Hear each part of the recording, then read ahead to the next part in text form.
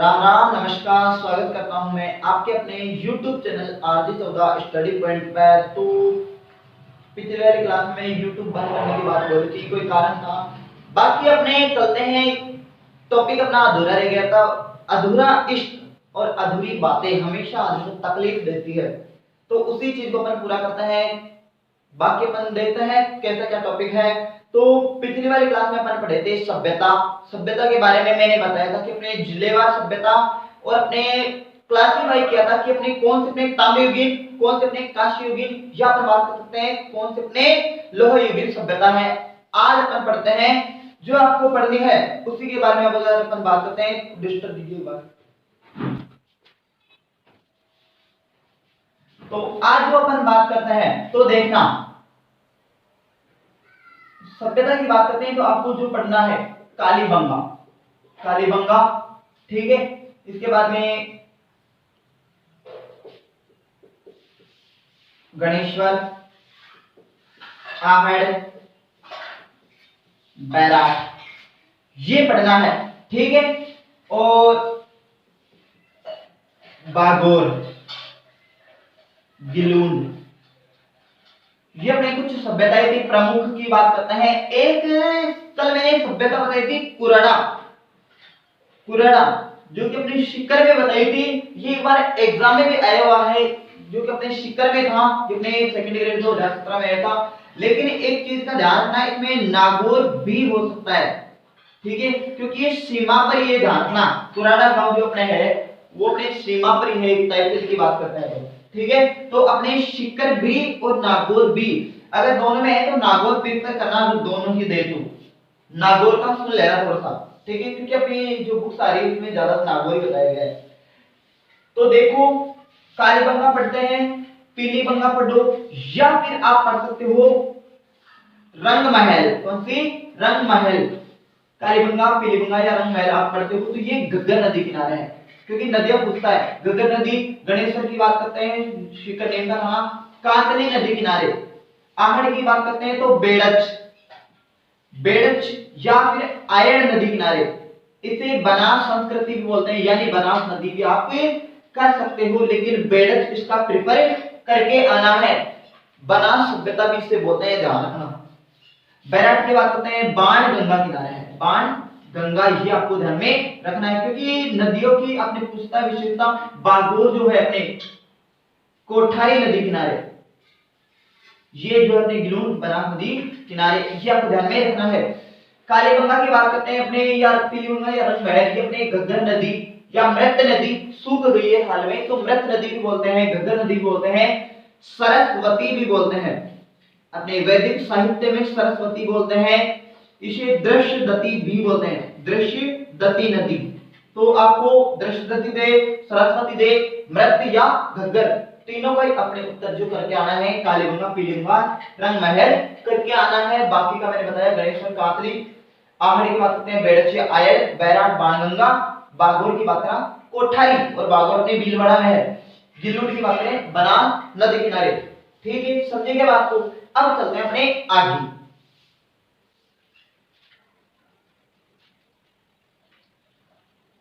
तो अभी जो अपनी क्लास होगी उसमें आपको कालीबंगा, पीली बंगा और रंग महल के बारे में जानकारी दी जाएगी, ठीक है, क्योंकि बार बार में मेरा फोन थोड़ा सा पता नहीं क्या हो रही है, थोड़ी प्रॉब्लम हो रही है इसमें, ठीक है। तो मेहनत फालतू में बार बार अपने बेकार जाती है, इसमें रिकॉर्ड हो ही नहीं पाती। तो देखो, कालीबंगा की अगर अपन बात करते हैं तो हनुमानगढ़ जिले में है। मैंने बताया अभी घग्गर नदी किनारे है, घग्गर बोलो, दृश्यवती, सरस्वती या मृत नदी एक ही है। हनुमानगढ़ में है येलो, ठीक है। 2400 ईसा पूर्व है, 2400 ईसा पूर्व है, ये भी ध्यान में रखना है, ठीक है। 2400 ईसा पूर्व की सभ्यता हो जाती है। खोज की अगर आप बात करते हो, भाई खोज जो की थी अमलानंद घोष द्वारा, अमलानंद घोष द्वारा की गई थी। कब की गई थी? 1952 में की गई थी भाई साहब। कब की गई? 1952 में इसकी खोज की गई थी, जो कि पटवार का एग्जाम लगा था अपने, पटवार एग्जाम लगा था 2011, और साथ ही राजस्थान पुलिस 2018, इन दोनों एग्जाम में ये पूछा गया था, पटवार और अपने राजस्थान पुलिस में। तो अमलानंद घोष द्वारा 1952 में अपने खोज की गई थी, ये आपको ध्यान में रखना है। बात करते हैं इसने खोज कर ली थी और ये अपना काम उत्खनन का यानी जो अपने खुदाई का जो काम है वो अपने ठेकेदार यानी किसे सौंपा था, बीके थापर। बीके थापर और इसका भाई एक और है ब्रजवासी लाल। ब्रजवासी लाल, तो इसने बोलते कह रहे मेरे लाल, ब्रजवासी लाल और बाल कृष्ण थापर को ऐसा बोला कि आप यहाँ पर खुदाई का काम करो। और इन्होंने खुदाई की थी भाई साहब 1961 से लेकर 1969 तक। जब तक अपने अमलानंद घोष भैया ने बोला कि तब तक मैं अपने राजस्थान की शेर करके आता हूं, तो घग्गर नदी में एक बार ये नाव चलाता चलाता है स्विमिंग करता करता यहाँ पर आ जाता है हनुमानगढ़ में, यानी कालीबंगा की खोज कर लेता है। अब इसे क्या है, अपने सर्दियां लगती है, सर्दियां लगती है और एक बार ये अपने राजस्थान के दौरों में चला जाता है। कहां पे चला जाता है कि राजस्थान का दौरे ये यहाँ।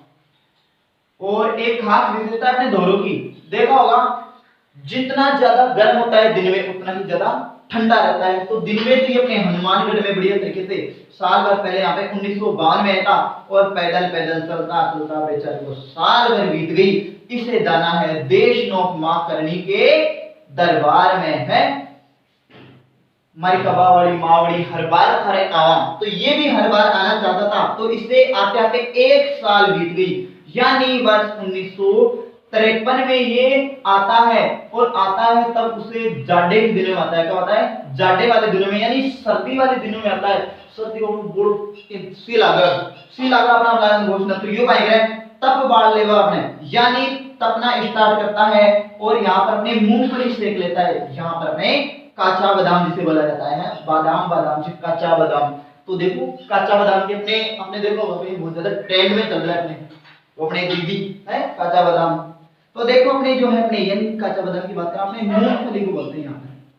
मूंगफली की जो हुई थी, मूंगफली खाता बहुत परेशान हो जाए तो सर्दी के माने मूंगफली का शेक खाकर, और खाते खाते उसे यहाँ पर पता नहीं किस हिसाब से कुछ लिखा कि यहाँ पर एक सभ्यता की खोज की गई जिसे बोला जाता है सोंती सभ्यता। कौन सी, सोंती सभ्यता 1953 में खोज की गई थी। तो गौर से सुनना 1952 में इसकी खोज की गई थी, लेकिन उत्खनन का कार्य 1961 से 1969 तक। लेकिन अमलानंद घोष ने यहाँ पर अपने 1953 में ही खुद ने खोज कर ली और साथ में की सोनो निकला, तो बोलो सोनो निकला और निकाल लूंगा मैं एक। तो अपने उत्साहित होकर एक्साइट होकर बंदा खोद लिया और 1953 में इसका खुदाई का कार्य भी हो गया, यानी कालीबंगा से पहले ही खोजी, कालीबंगा से पहले खोजा, इसलिए कालीबंगा फर्स्ट कहा गया है। कालीबंगा फर्स्ट कहा गया है, कालीबंगा प्रथम जो है अपने कौन से है, सोंटी सभ्यता। और कहां पर है, काचा बादाम यानी बीकानेर में। बताओ मजा आया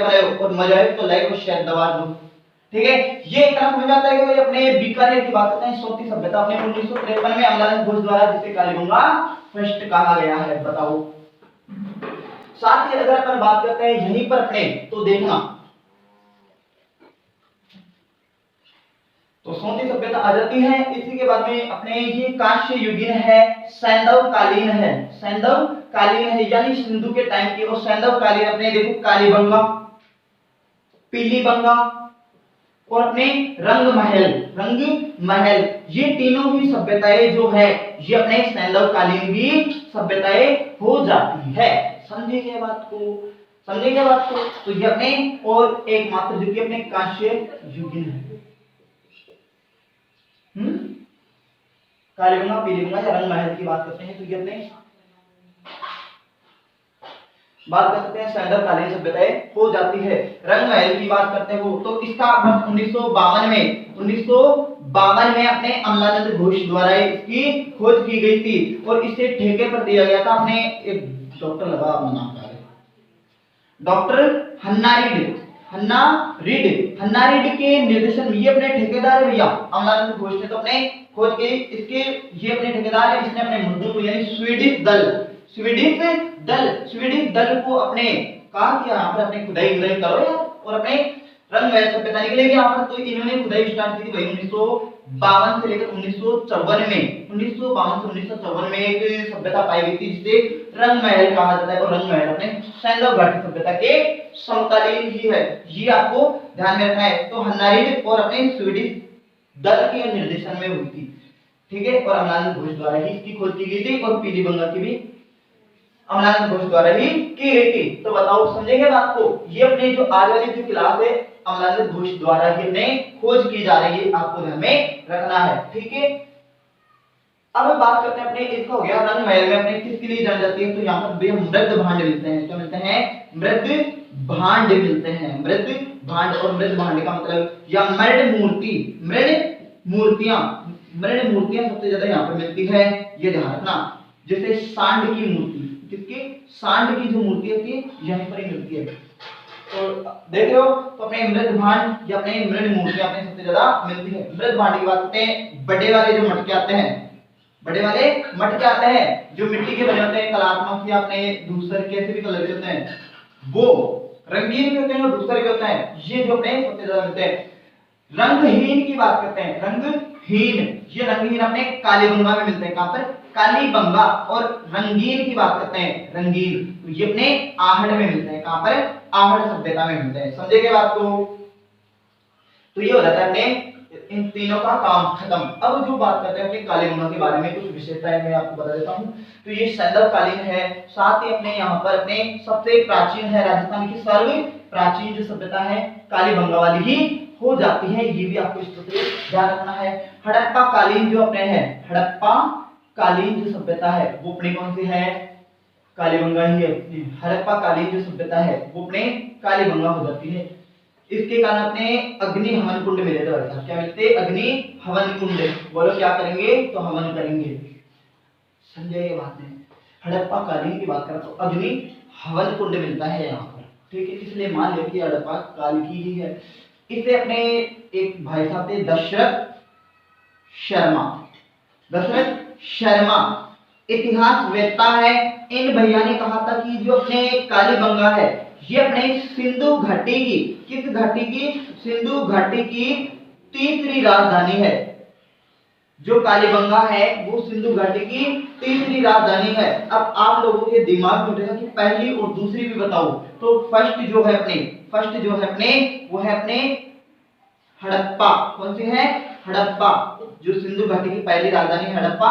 सेकंड की बात करते हैं मोहनजोदड़ो, कौन सी है, मोहनजोदड़ो, समझेगा, जो ऋतिक रोशन की मूवी आती है क्रिश को, समझेगा आपको, तो मोहनजोदड़ो, समझ रहे हो क्या, तो ये आपको ध्यान में रखना है। अब इनकी खोज की बात करा 1952, 1921, 1922। तो गुरुजी आप कालीबंगा कर रहे हो, इन दोनों का क्या है, तो इन ये दोनों आती है अपने पाकिस्तान में आती है, और अपने को किससे मतलब है, केवल और केवल राजस्थान या भारत की बात यहाँ पर, तो पाकिस्तान में आती है ये दोनों ही। इसे मृतकों का टीला कहा जाता है, मोहनजोदड़ो को क्या कहा जाता है, मृतकों का टीला कहा जाता है। इतना बात ध्यान में रखो बस। बाकी सिंधु जो सभ्यता है वो सबसे ज्यादा अपने पाकिस्तान में फैली हुई है, आप दो भाग देख लो, और अपने राजस्थान में केवल एक ही कालीबंगा वाली, ठीक है, समझेंगे बात को। तो तीसरी राजधानी में दशरथ शर्मा ने कहा था, एग्जाम में आए हुआ क्वेश्चन है, सारे के सारे जो अभी एग्जाम में आ रखे हैं 30 साल तक के क्वेश्चन आ रहे हैं सारे अपलोड करवा दूंगा मैं, समझेंगे बात को, तो इतना आता है समझ में। तो तीसरी राजधानी में सिंधु घाटी सभ्यता को कहा गया है। और बात करते हैं ये जो अपनी सभ्यता है ये अपने नगर के आधार पर है, किसके आधार पर है, नगर के आधार पर है भैया, ये भी आपको ध्यान में रखना है, समझेगा बात को। तो आपको मैं बताता हूँ अपने कालीबंगा के बारे में, आपको अगर जानना है तो स्पेशल आपको बताता हूँ नगरीय सभ्यता किस आधार पर है। तो कंप्यूटर महोदय तो देख रहे होंगे अपने डिस्प्ले बोर्ड पर, यह है अपने कालीबंगा का खंडर जो कि नगर के रूप में था, 2400 ईसा पूर्व का है, तो थोड़ा पुराना ज्यादा हो गया। तो देख लो किस आधार पर बटा हुआ है, कैसे क्या मानव सृष्टि करता था, क्या कुछ रहन सहन था, वो चीजें आ जाती है। तो देखा होगा आपने। तो अब देखते हैं अपने सिंधु अपने नगर सभ्यता। तो नगर की विशेषता क्या होती है, जहां पर पक्की सड़क हो, पक्की सड़कें हो, तो यहाँ पर भैया पक्की सड़कें थी और ग्रिड पद्धति में थी। किस पद्धति में? ग्रिड या बोलते हैं जाल, अरे इंग्लिश में जाल बोल रहे हैं, ग्रिड बोल रहे हैं, एक ही है। तो जाल पद्धति का मतलब समझो कि यहाँ पर ये अपने चार कोने, चार मकान है। ये है अपने शेखर, शेखर जाएगा मोहम्मद लेने, मोहम्मद लेके अमित के पास जाएगा, किसके पास? अमित के पास। और अमित के पास ये बोलेगा पार्टी करते हैं, तो पार्टी करते हैं कि दुष्यंत अकेला रह गया, कि चल उसके घर चलते हैं। ये लोग तीनों ने पार्टी की। शेखर बोलता है यार भूख लगी अपन को, वापस चला अपने घर। आया ना शेखर अपने घर। देखो पहले इतना लंबा जाकर इसे वापस कितनी सी दूरी में, ऐसा थोड़ी गया कि अपने शेखर यहाँ पर गया, शेखर ही था, फिर मोहम्मद वाले, फिर अपने अमित के, फिर दुष्यंत के। अब ऐसा थोड़ी है कि पहले अपने दुष्यंत के थे, अपने अमित के, फिर यहाँ पर डायरेक्ट आ गया। तो अपना घर, तो इस घर से अपनी गली में मुड़कर वापस आ सकते हैं। ऐसा अपने जयपुर में है। कहां पर है? जयपुर में, या अपने चंडीगढ़ जहां पर पड़ता है, चंडीगढ़ बोलेंगे भारत में, चंडीगढ़ में और अपने जयपुर में, दो ही जगह ग्रिड पद्धति की सड़कें हैं जो कि अपने प्राचीन काल में कालीबंगा में मिली थी। ठीक है, साथ ही हम बात कर सकते हैं पक्की नालियां। नालियां जानते हो ना, जल निकासी के लिए कपड़े पे धोते थे, नहाते धोते थे, गंदा पानी पता और दौड़ देते थे, और वो दौड़या के बाद में पड़ जाए नाले में और आगे निकल जाता था, वो ध्यान रखिए। ठीक, पक्की नाली होती थी। और मकान जो थे वो अपने ईंटों के मकान थे, ईंटों के और कच्ची ईंटों के मकान थे भैया।